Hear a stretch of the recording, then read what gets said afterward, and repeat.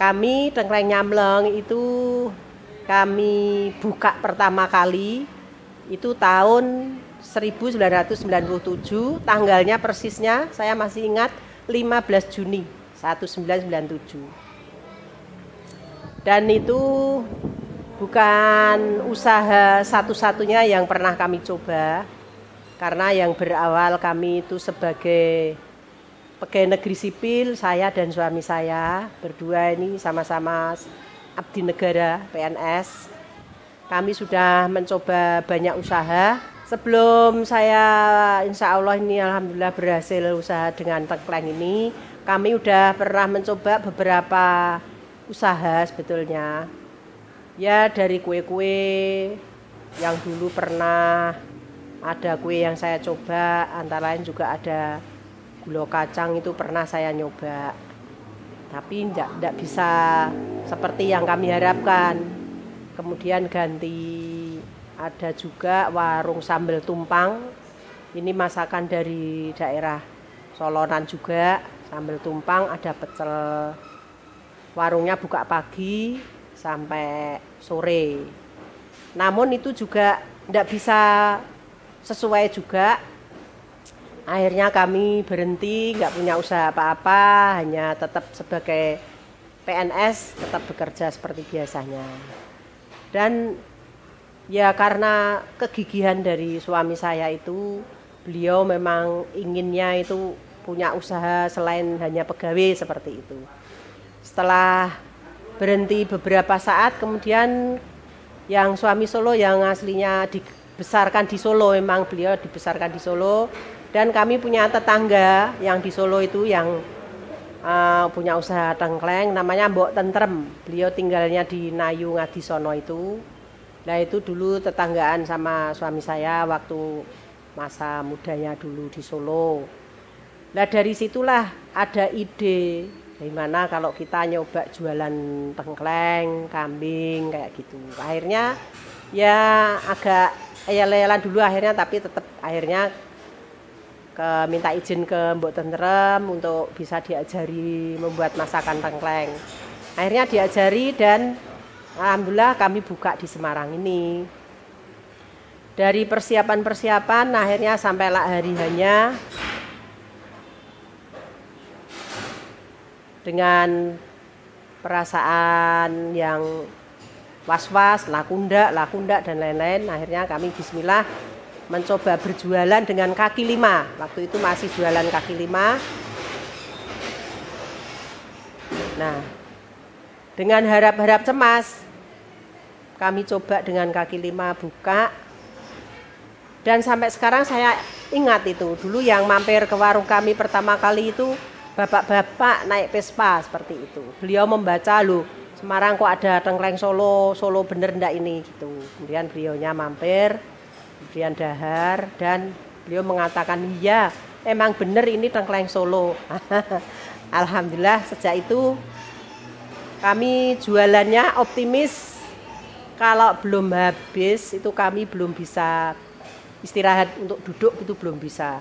Jadi juali terus gitu, Masya Allah, bener luar biasa ini ya. Sampai pinggir jalan Majapahit itu ya macet lah, katakanlah bisa begitu. Saking banyaknya parkir-parkir yang mau makan di kaki lima tengkleng Nyamleng ini tadi, Masya Allah.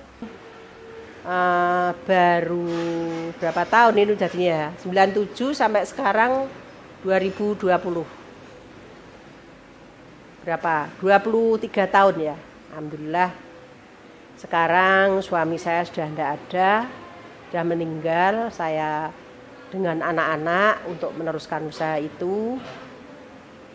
Dari warung kami yang kaki lima, kemudian kami pindah ke kontrak, tidak kaki lima tapi masih kontrak.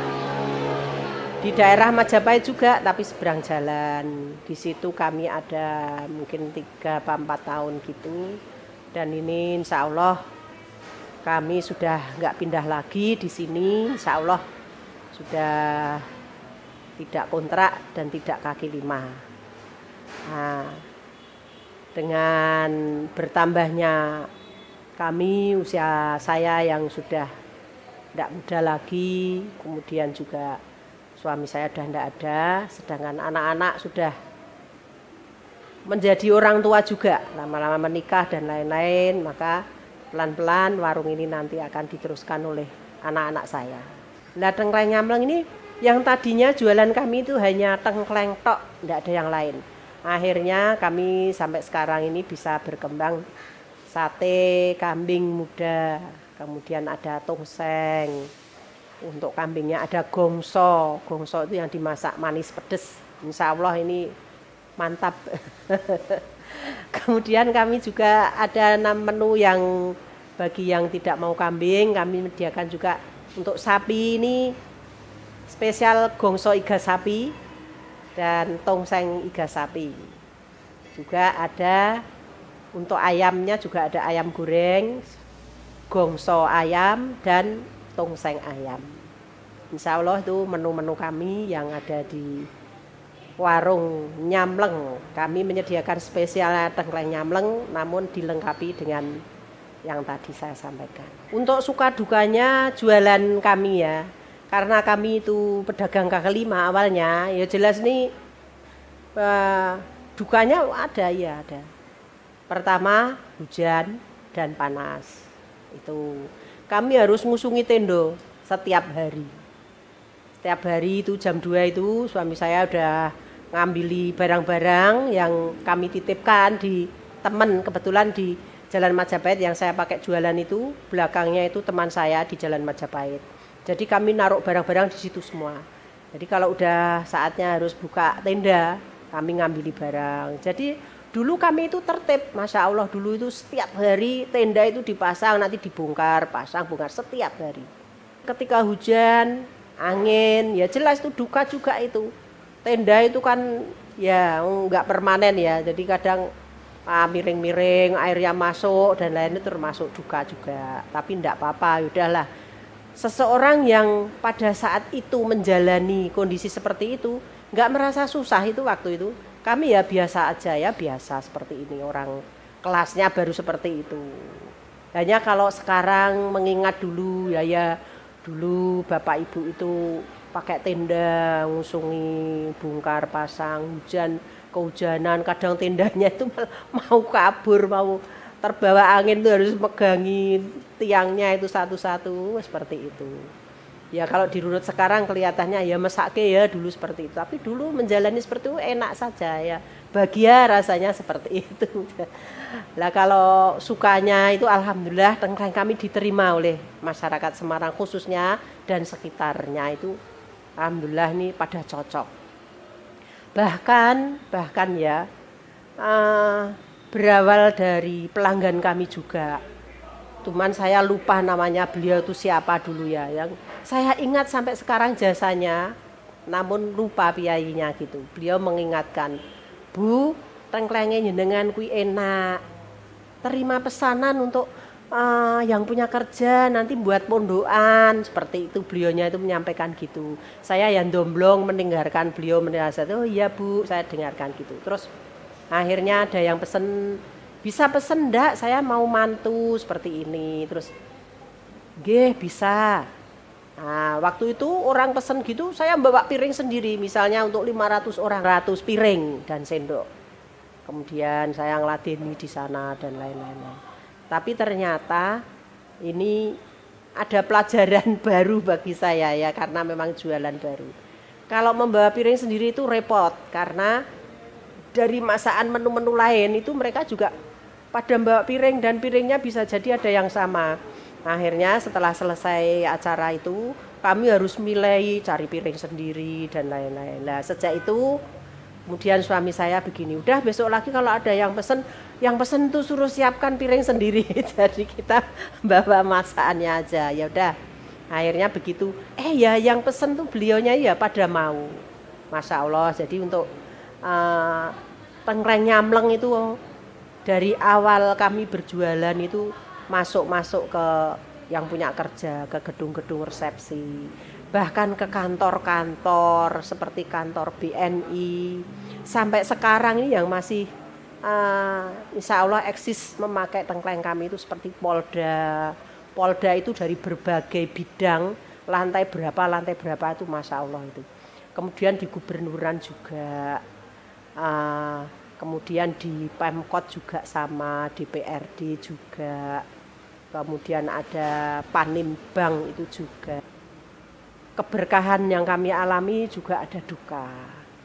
Jadi kami menempati warung yang di Majapahit nomor 340 ini sejak bulan April tahun 2018, baru belum lama.